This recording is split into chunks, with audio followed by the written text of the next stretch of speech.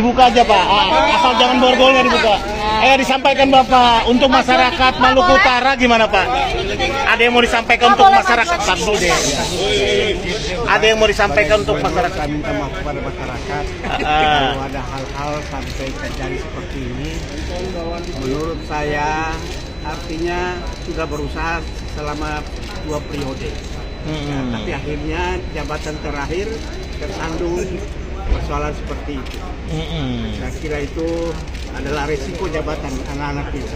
Oh gitu Pak, kalau dilihat power tend to corrupt, absolute power corrupt, absolutely. Demikian itulah kutipan yang seringkali kita dengar tentang sifat manusia ketika dia mendapatkan kekuasaan. Kutipan tersebut keluar dari mulut Lord Acton, seorang ahli sejarah terkenal yang hidup di abad ke-19. Beliau merupakan pemikir terkenal yang selalu bersinggungan dengan teori politik dan kekuasaan. Di dalam kutipannya di atas dapat disimpulkan bahwa kekuasaan adalah ibarat narkoba yang membuat para penggunanya merasa kecanduan. Berada di posisi teratas dalam suatu ruang lingkup organisasi dan pemerintahan membuat mereka terlena akan nafsu bejat kekuasaan yang mereka pegang. Tak bisa dipungkiri bahwa sejarah manusia, khususnya republik ini, diwarnai dengan adanya nafsu bejat kekuasaan bagi siapa saja yang memilikinya. Rela mengorbankan ribuan nyawa, menghancurkan apapun yang menjadi penghalangnya.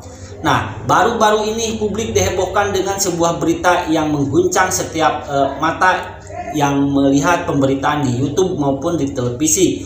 Ada seorang mantan gubernur pemegang jabatan penting di suatu daerah yang bertanggung jawab langsung dengan kepala pemerintahan sekaligus kepala negara, harus berurusan dengan lembaga pemberantasan korupsi atas tindakan kejahatan korupsi yang dia lakukan.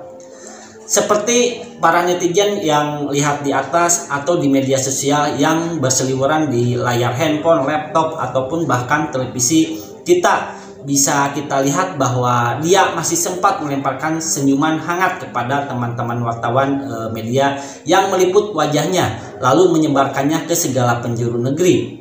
Melintasi ruang dan waktu, dia masih sempat melemparkan senyuman dalam penghinaan daripada tertunduk malu menunjukkan penyesalan. Sebuah fakta miris yang harus kita hadapi setiap kita melihat wajah-wajah para koruptor yang terpampang jelas dengan ekspresi tersenyum bahagia tanpa merasa bersalah dan berdosa, secara tidak langsung telah membunuh jutaan nyawa tidak bersalah yang harus menanggung lapar serta penderitaan.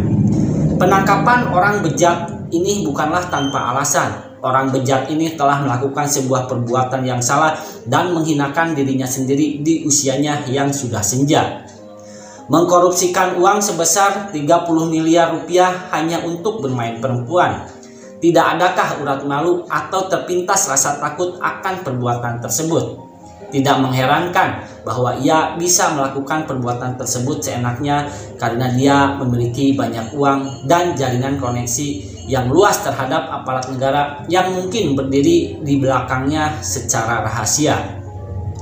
Sudah menjadi rahasia umum bagaimana para koruptor diperlakukan bagai tamu VIP yang ada di hotel bintang 5, mendapatkan kamar paling mewah dengan fasilitas lengkap di dalamnya. Terdapat TV, kamar mandi, perpustakaan, ruang bersantai, AC, dan fasilitas penunjang lainnya yang tidak dimiliki oleh para tahanan lain di rumah tahanan yang sama. Penjahat kelas 1 berubah menjadi tamu kelas 1 ketika mereka sudah masuk ke dalam lembaga pemasyarakatan, menikmati semua fasilitas yang disediakan dengan uang-uang haram mereka, atau bahkan mereka bisa memanggil pelacur dari luar guna melayani hasrat kebinatangan mereka yang memuncak. Kekuasaan, kekayaan, jabatan, pangkat adalah suatu yang membahayakan bagi siapa saja yang tidak sanggup secara moral, etika, akhlak, serta mental untuk mengelolanya. Jabatan bukanlah suatu yang dapat dianggap enteng, tetapi sesungguhnya setiap jabatan yang diemban oleh setiap orang dalam tubuh organisasi atau bahkan pemerintahan adalah suatu beban yang sangat berat. Bagaimana kepercayaan masyarakat atau orang-orang yang telah mempercayakan jabatan tersebut kepada kita? harus kita jaga secara baik serta melaksanakan apa yang sudah mereka amanatkan kepada kita. Ini bukan persoalan tentang jabatan, tapi sesuatu yang lebih penting, yaitu kepercayaan. Saya Om NO, begitulah kura-kura.